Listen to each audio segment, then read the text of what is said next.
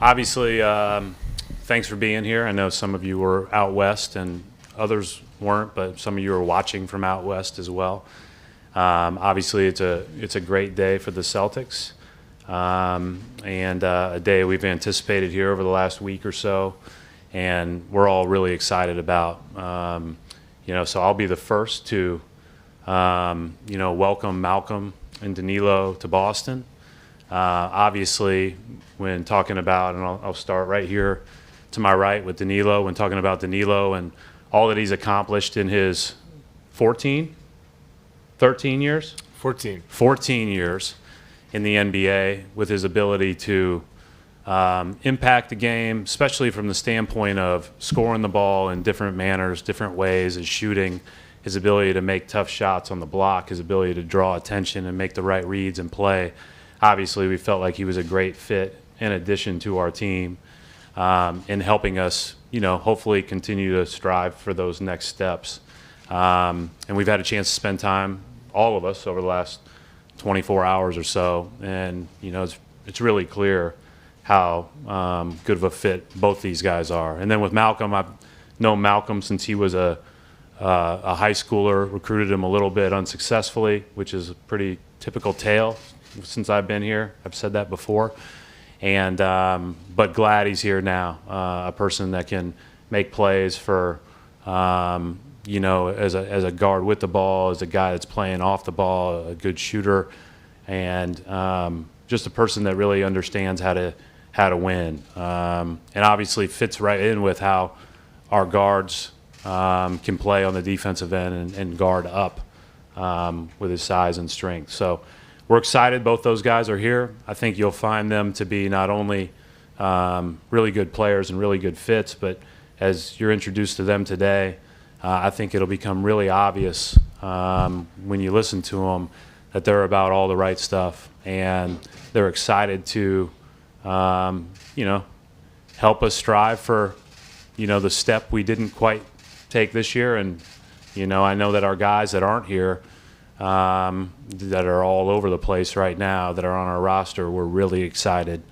when, it was decided that both of these guys were going to join us. So I guess, do you want me to pass it, or we just go straight to questions? Okay. You guys got off the hook. No opening statements. No. You have a question? Raise your hand. Go ahead, Mark Murphy, please. Hi, Danilo.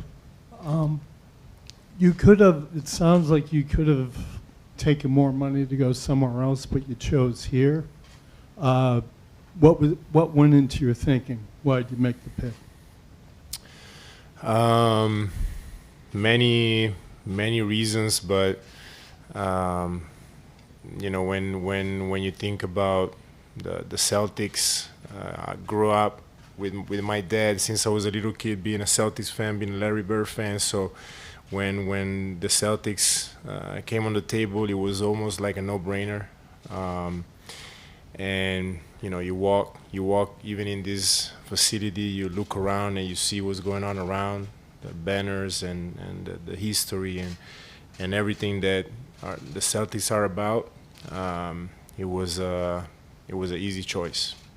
How did how much were you able to borrow from Larry Bird's game? I mean, you just grew up watching all that. Yeah. I mean, the first I'll tell you this story. The first meeting when I got drafted by the Knicks, Donnie Walsh was the GM. The first meeting that I had with him in the summer, he gives me this CD, and it's a Larry Bird CD, and he says, "Look at these videos every day and see what you can do." Of course, Larry Bird is a legend, and so it's not easy to do the stuff that he was doing. But I looked at those tapes every day, and so, like I said, it's great to be here, and I can't wait to wear those colors. And I should have introduced Danilo's dad, Vittorio, is here as well, and he was a heck of a player in his own right, as many of you know. And it took this guy a few years to be able to beat his dad, from what I learned last night. It was pretty easy at 15 years old. Yeah, that's right. Jared Weiss, The Athletic. Just for both of you guys, you're stepping into a situation where you could be part of a team that almost just won.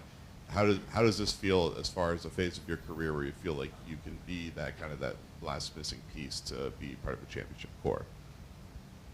You got it. You know, for me, I'm in my prime.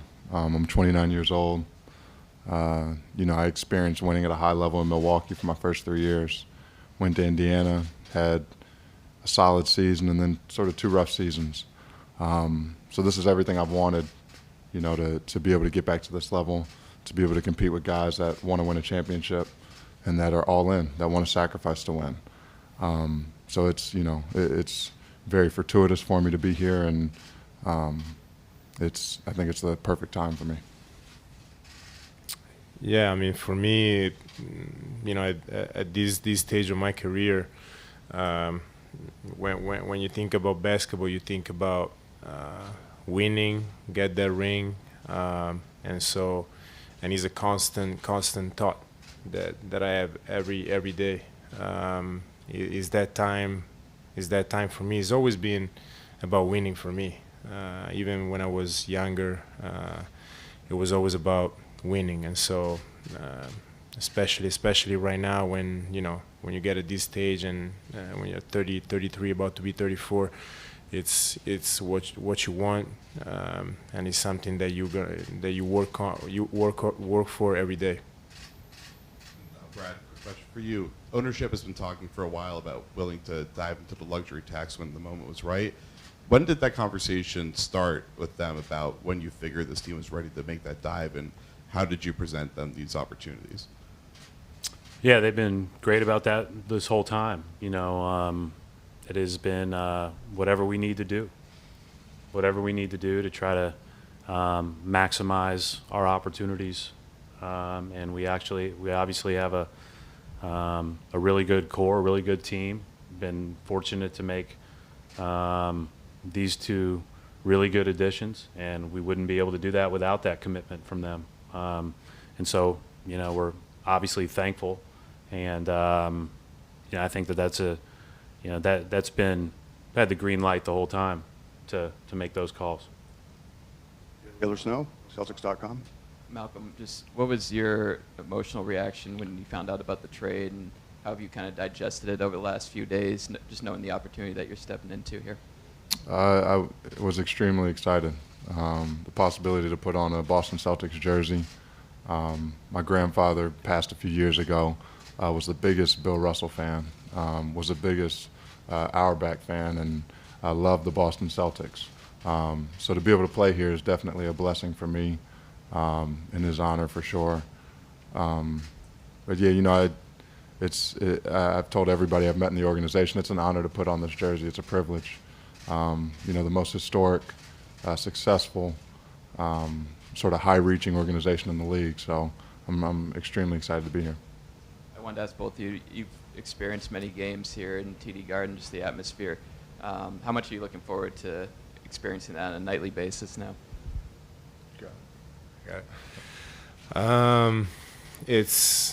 I think about it. I had dreams about it, and so I'm glad that now is reality, and I can't wait to start the season to experience that finally as a Boston Celtic player, and not to play against the Celtics. So it's an amazing atmosphere. Everybody knows that, and so I'm really looking forward to it.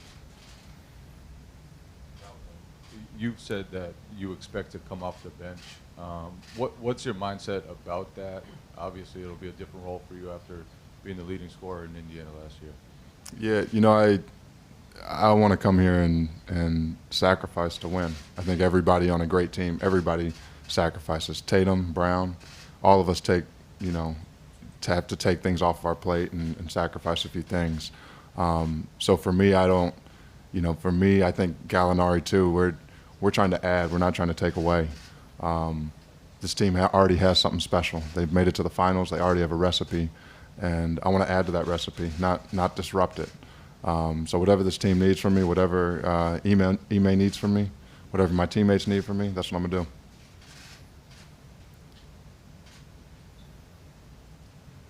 We have some Zoom questions as well. We'll start with the first Zoom question from John Corrales. Hey, Brad, you just said that you have the go to spend, and obviously the team has spent to add Danilo and Malcolm, but is there a high end to the limit of what you can spend? Are there moves that maybe you would make in a different situation that you can't make now, considering the tax bill? No, I mean, I think the bottom line is and obviously we have, not only a trade exception now, but trade exceptions that we can use again towards the trade deadline. And that's all about just finding the right deal. If it's the right trade to be made, we have the green light to do that. So no. Next question is from Bobby Manning. Hey, Malcolm. For you and Brad, Brad mentioned his recruitment attempt to you when you were going to college, and for Brad as well. Just how long have you two kind of wanted to connect and join each other, not only at the high school level but through your NBA years now, starting with Malcolm? He didn't want to connect bad enough that he was going to come to college. So obviously it was probably more me wanting. Brad recruited me hard at Butler when I was coming out of high school, and we had already known his reputation. He had already gone to the championship game and Final Fours, and really done everything you can do in college. So I knew what type of coach, what level coach he was already. But I went in a different direction. I chose UVA. But my sort of infatuation and want to play with someone that had such a great basketball mind and clearly was a fantastic coach never stopped. And then once I got to the league, it's hard in the league a lot of the time, unless you're, one of the top, 10 guys, you don't control your fate. You can't decide who you're going to play for. So, to have this opportunity to be under Brad's wing and, to be in the organization that he's, really running. I know it's going to be well run. I know it's going to have a great culture. I know it's going to have great leadership. And I know the coach, whoever it is, and the teammate is going to be a great coach with a great mind. So, like I said, it's a privilege to be here and to be, somewhat reunited with Brad. I would say this one feels pretty obvious. He said all those kind words, but then he met Tony and it was over. So we're glad he's here in Boston, though, finally. Next question is from Adam Himmelsbach at the Boston Globe. Hey guys, to both of you, what kind of stood out watching the Celtics make that run to the finals this season, and particularly the personnel they did it with, and what ways do you think kind of your unique skill sets will help you complement it? For me, I think watching that team, you sort of watch them get better and better over the season. They started off a really talented young team. That was good, but not great. And, I think they had a rough month maybe in January, didn't play as well as they wanted to. And then you saw them really come together. I think you saw Al Horford, you saw their vets really pull those guys together and turn themselves into a great team and rally. So that's, that's something you look at as an opponent and you admire, because it's extremely hard to bring really talented young guys together on one page and have them compete and beat the best in the NBA, handle the Milwaukee Bucks, handle the Brooklyn Nets, make a run like they did. So for me, I want to come in here and I want to add. My skill set, my playmaking, my ability to play off the ball when guys like Brown and Tatum have the ball, and my ability to read the game, to be able to close games, make good decisions, and defend really 1 through 4. I think can be an asset for this team. Yeah, for me, it's, like Miles said, towards the team last year, play the chemistry, how hard they played, the system. You could really see how the system and the guys were able to get better, like Miles said. every game, every month, and do the run that they had. It was amazing to see. What I can bring or what I do, I mean, I've been doing it. You guys know, I've been a pretty versatile player, so I played in different systems, but I always fit it well. And so there are a lot of things that I can do defensively and offensively that I'm sure I can add and gel right away in the chemistry with the team and with the guys that we have. Also from the Boston Globe, Gary Washburn with a question.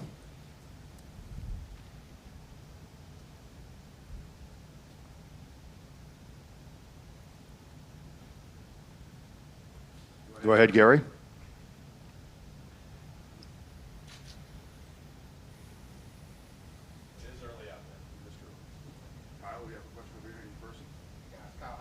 The Associated Press. Both of you guys have had different journeys in the league. Danilo, you talked about reaching 34 years old and kind of getting older in the league. Malcolm, you were kind of about being in your prime. What if your time in the NBA thus far, both of you, just talk to you about how precious moments are in the NBA and kind of seizing opportunities when you get them to kind of capitalize on them? Yeah, it's. I think it's very important when you realize the team that you got, the situation that you got. And that's something that, for example, it happened to me like 2 years ago when I was my first year in Atlanta. That you have a young team and they played last like 3-4 seasons, even more losing season, and all of a sudden you play one season where you get to the conference finals. Those moments, and I was telling the guys, all the young guys every time, those moments you gotta use those moments. Because like all the young guys were like, after we lost, it was like, yeah, next year we'll be back. I said, no, we're here now. You need to win that game now. You need to win that series now. And they will realize it once they get older. But when you are there, you definitely need to capitalize in those seasons and those moments. I couldn't agree more. He's been doing this basically twice as long as I've been doing it in the league, so I think he has more experience. But from my 6-7 years winning in Milwaukee, it was easy to take it for granted. My first 3 years we got better and better and better, and then I went to Indiana and we were a good team, and we sort of went downhill those 3 years. So winning, it's easy to get complacent. It's easy to not feel like you have to take advantage of the moment, but you do, because this league, everybody's making moves every summer. Everybody's getting better. Everybody's working on their game. There are new, young, hungry players that are coming into the league every year. There are coaches that are scouting you differently every single year, and players that are scouting you as well. So, you have to continue to get better and take advantage of these moments. And I think one of the tricky things is sometimes you don't know when it's your moment. You don't know, like for that Atlanta team that Gallo was on, I'm not sure anybody realized they were going to make it to the Eastern Conference Finals, but they took advantage of the moment. But for us here in Boston this year, we know we have a chance to really do something special. So, it's really up to us to hold each other accountable and to take advantage of this moment. Thank you, gentlemen. We'll try to go back to Gary Washburn again.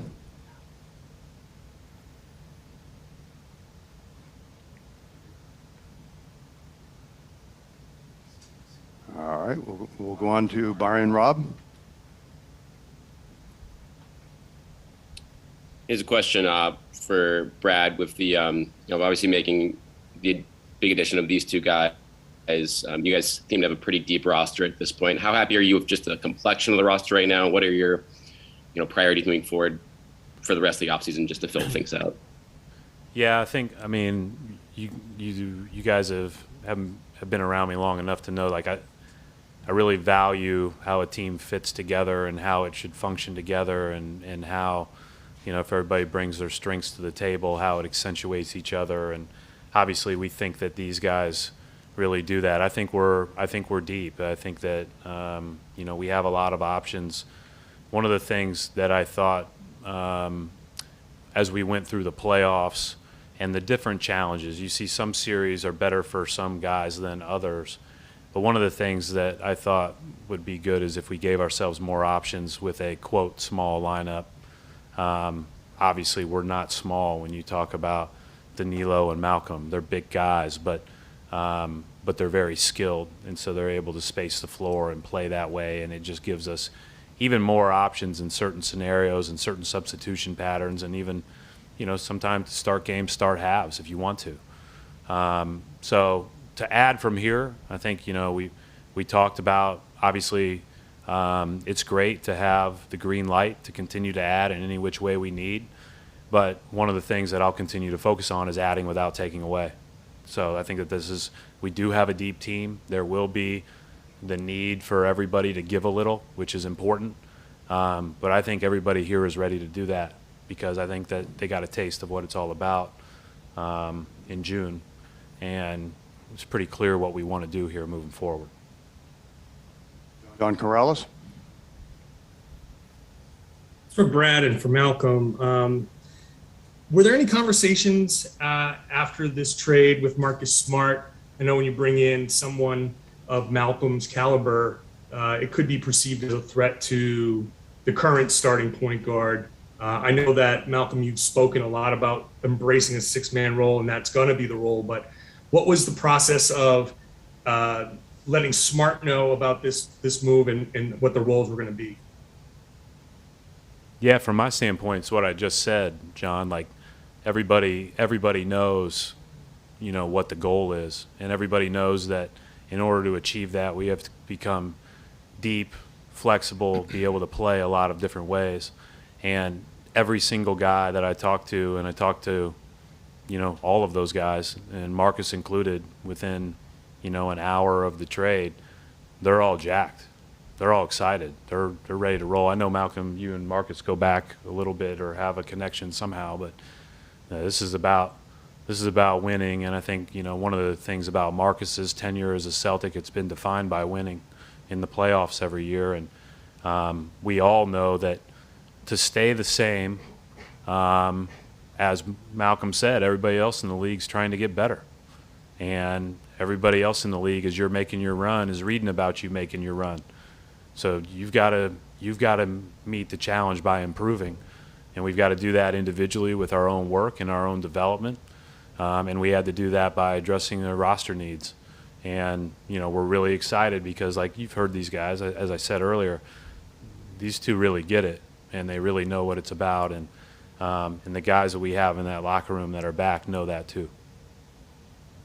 Yeah, I want to echo the same point. I think Marcus is one of the biggest winners that we've seen in this league, and I think that's why Boston loves him. I think that's why this organization loves him, and it's hard to really put your finger on, what it is about him. But he's a winner. He knows how to win games. He's going to help you no matter what.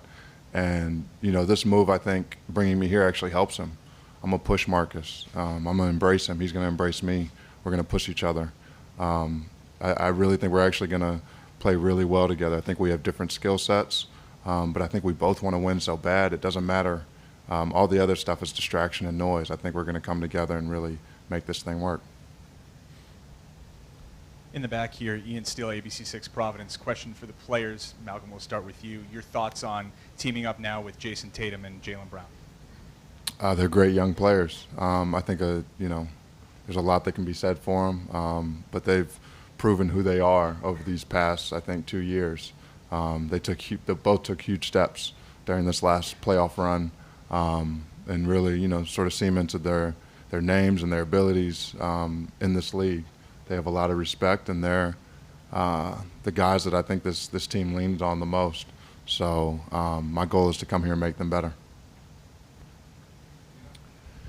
Like Mal said, great young players with experience. You don't see a lot of players, a lot of great players like them as young, but they already have a lot of experience. And so, of course, when you look at the team, one of the reasons why I came here is them. And so I talked to them already, and like I said, I'm excited, and we all here working for them, working for the team. to make sure that they succeed and we all succeed. Okay, filling in for Gary Washburn, who has texted his questions to us. So, first one is from Malcolm. Can you talk a little bit about your relationship with Jaylen? Yeah, Jaylen's from Atlanta. He's a few years younger than me. I remember once I got to college hearing about him coming up while I was at UVA. And then I think maybe my junior, senior year, we played Cal when Jaylen was a freshman. He had a lot of hype. He had a lot of, clout. And everybody knew he was going to be a top 3 pick in the draft. And we played against each other. I think we both played well. But that was really my first glimpse at seeing him. I knew he was going to be special. And then, coming up in the league, we both got Jaylen was I believe the 3rd pick, and I was in the 2nd round. But Milwaukee and Boston, we always had these battles in the 1st, 2nd round my first couple of years, and me and Jaylen would match up against each other.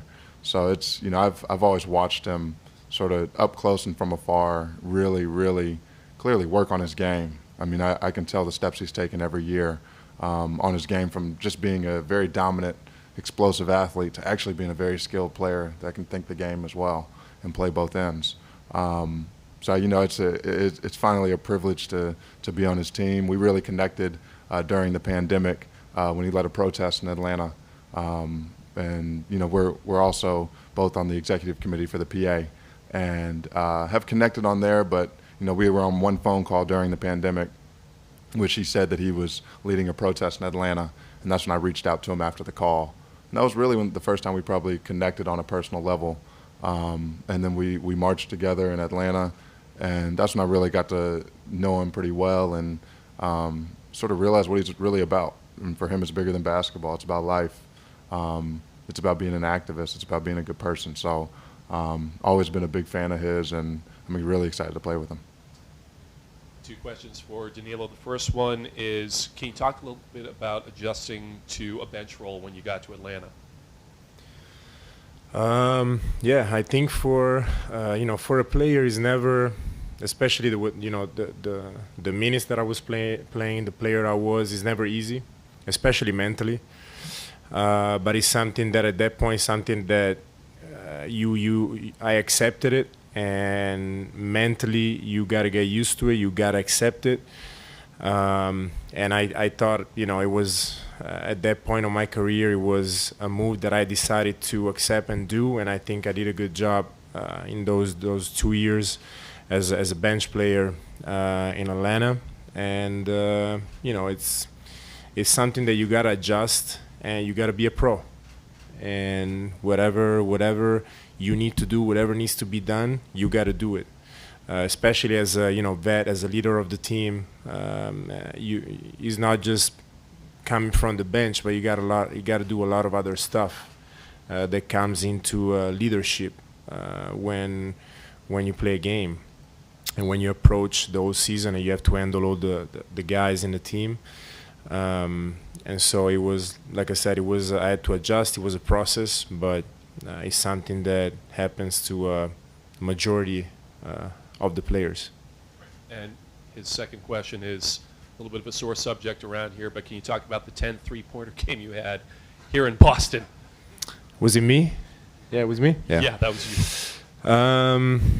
I mean, great game, but I'm glad that we won that game, and that's something that when we talk about stats, and I had some great games with amazing stats, of course, but did we win that game where I had those 10 threes? Yes. If we didn't win, it would have been just a bad game.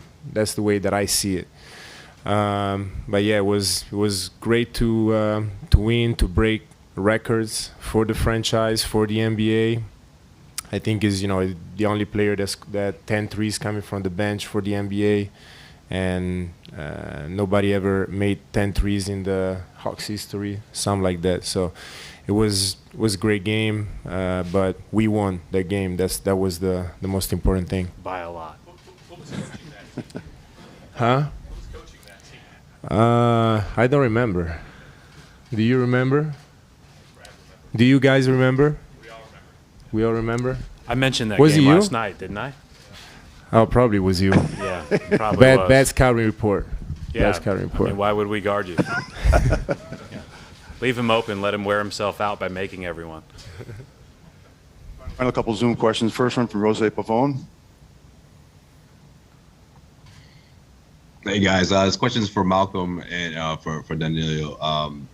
What were some of the? Have you reached out to some of the recent players outside of from the core guys or anyone in general? And if so, what were those conversations like with the current Celtics players, your new teammates?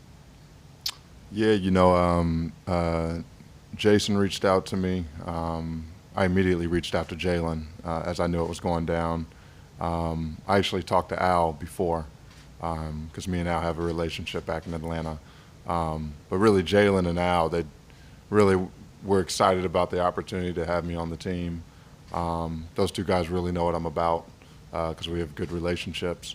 And they're ready to embrace me and welcome me into the family. So I've had some very good conversations. Yeah, same for me with JT, Jaylen, and Al. Talked to them already, and we all excited. We all can't wait to start working together. We'd love to be able to answer all your Zoom questions, but we'll close with this one from Bobby Manning. Hey, Brad, so you send out Daniel in this trade, and that kind of leaves a little bit of a big man gap where he was last year. How do you kind of picture filling that spot? I know Luke's back, and you got some extra roster spots here. Yeah, I mean, we'll continue to look at, again, what adds to our team. I think ultimately, though we started big most of last year with Al and Rob, we oftentimes would play one of them. I think, like I said earlier, we're better set up to play, quote, smaller than we were just because of the size of these two guys sitting next to us, and got a lot of different options there. But we were really high on Luke. We've been really high on Luke. We thought he had a terrific G League season, and think that he can step right in and be a passer and a ball handler and a mover and a screener and a roller when need be. And we'll probably add one more person that can play in that area, but we're really believe in Luke as not only depth to obviously fill out the roster, but also be ready to help us and help us win. I think he's at that stage where he can do that, but we're still looking, and we'll still add at least one more body at that whatever we call the 5 position nowadays. Thank you, Brad, Danilo, and Malcolm. We will conclude the audio part of this press conference. We do have a jersey presentation that we'll have part, and we'll do that right now. Thank you, everybody. Stand up and do the picture. You gotta hold that thing up. 8-8. 8-8-88. Yes, sir.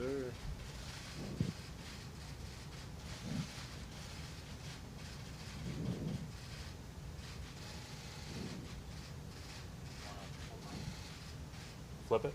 Yep, turn it over.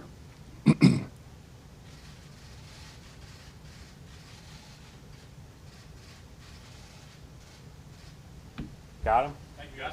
Thank you, everybody. Thank you.